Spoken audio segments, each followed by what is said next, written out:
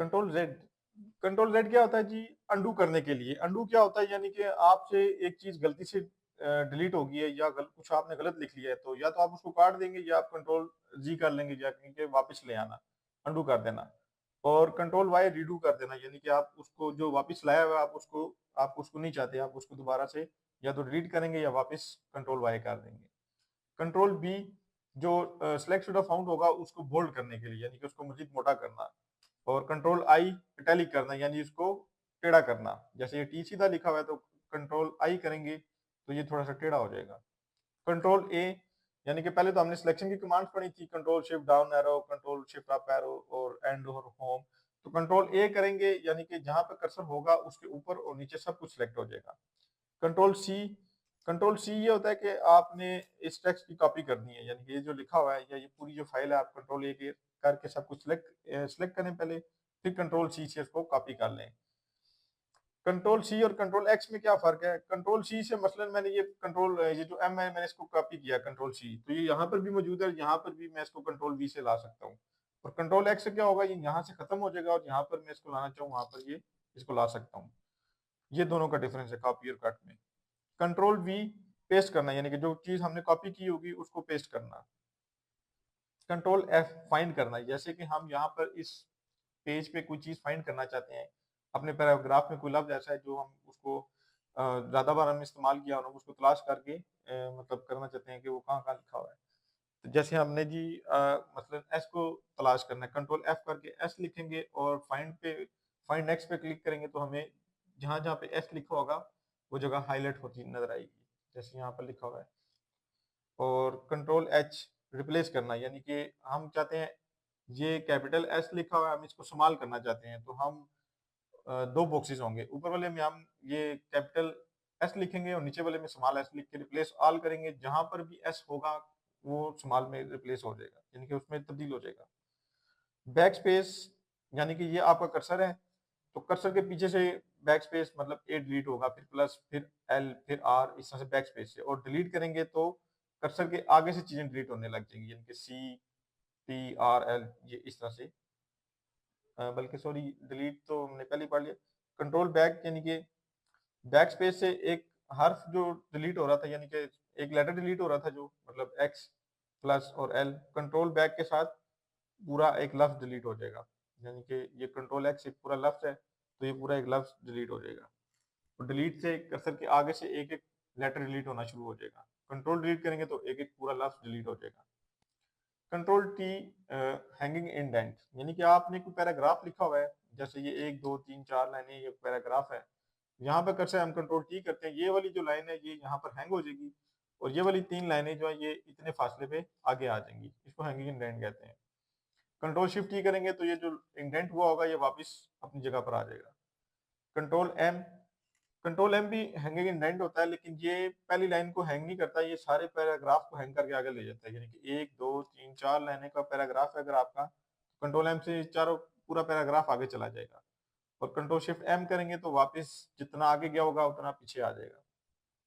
Control shift C, copy properties करना, यानी कि आपने कोई हेडिंग बनाई है, बहुत बार आपने एक चीज इस्तेमाल कर ली है तो आप चाहते हैं सेम फॉर्मेटिंग सारी जगह हेडिंग के ऊपर आ जाए, तो कंट्रोल शिफ्ट सी करेंगे। जैसे इसको हमने सेलेक्ट किया, इसमें ये ब्लू कलर है और ये ब्लैक और रेड है, ये हम इसको सेलेक्ट करके कंट्रोल शिफ्ट सी करते हैं और जहां जहां हम ये फॉर्मेटिंग चाहते हैं वहां पर कंट्रोल शिफ्ट वी करेंगे तो ये सेम फॉर्मेटिंग वहां पर पेस्ट होती जाएगी।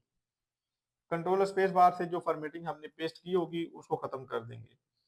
Alt A S, ascending D ascending करना, यानी कि हाईएस्ट टू स्मॉलेस्ट कर लें आप, जैसे ये लिखा हुआ है 97, 98, 99, 100 और 101, तो हम इसको सिलेक्ट करके आल्ट ए एस करेंगे तो क्या होगा, 97 नीचे आ जाएगा और 101 ऊपर, यानी कि ऊपर से नीचे चलेगा, 101, 100, इस तरह से 99 और फिर ये 98, 97 आएगा।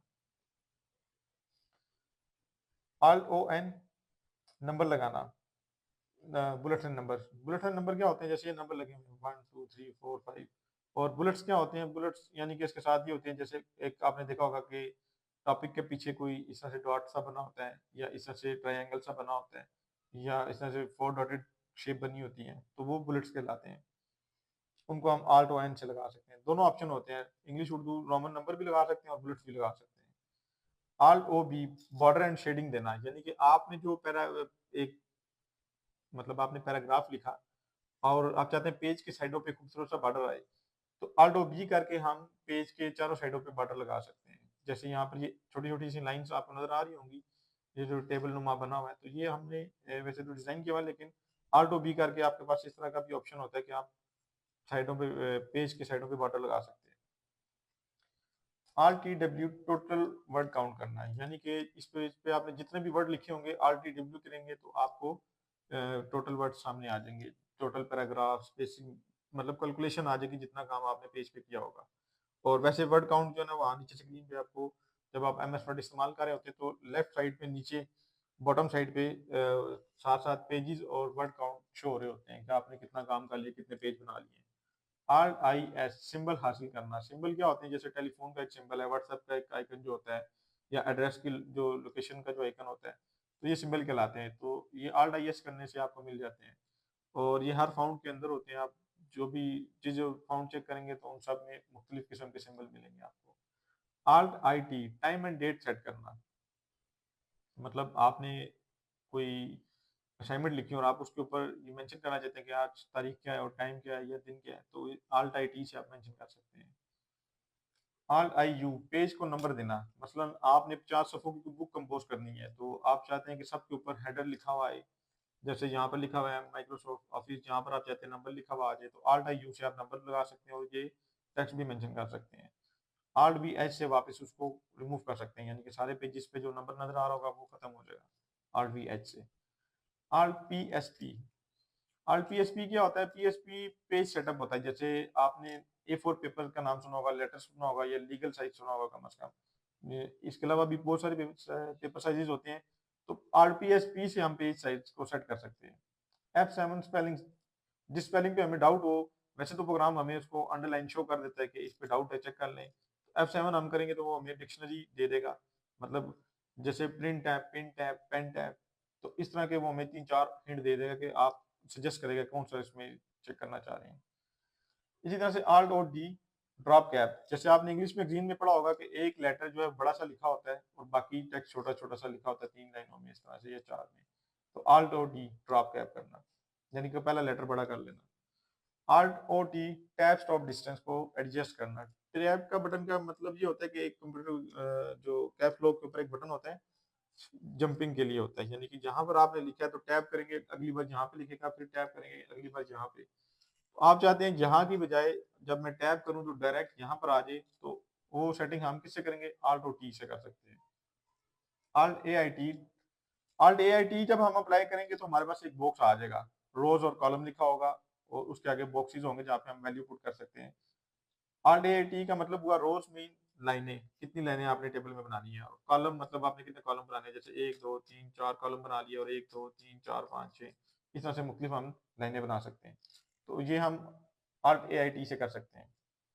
टैब से हम ये होगा कि हम इस ऑप्शन, इस बॉक्स में हम कुछ लिख रहे हैं तो टैब करेंगे अगले बॉक्स में चले जाएंगे, और शिफ्ट टैब करेंगे तो इस बॉक्स से वापस पिछले बॉक्स में आ जाएंगे।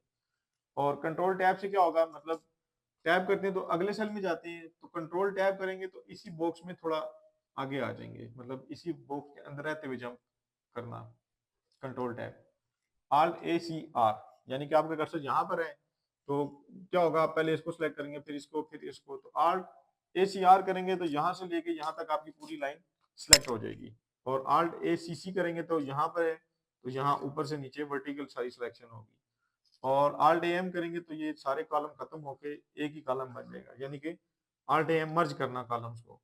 और आल्ट ए पी वापस स्प्लिट करना, यानी कि कॉलम को स्प्लिट करना, यानी कि आप दोबारा चाहते हैं कि यहाँ पर जो खाली कॉलम है इस जगह दोबारा कोई लेने आ जाए।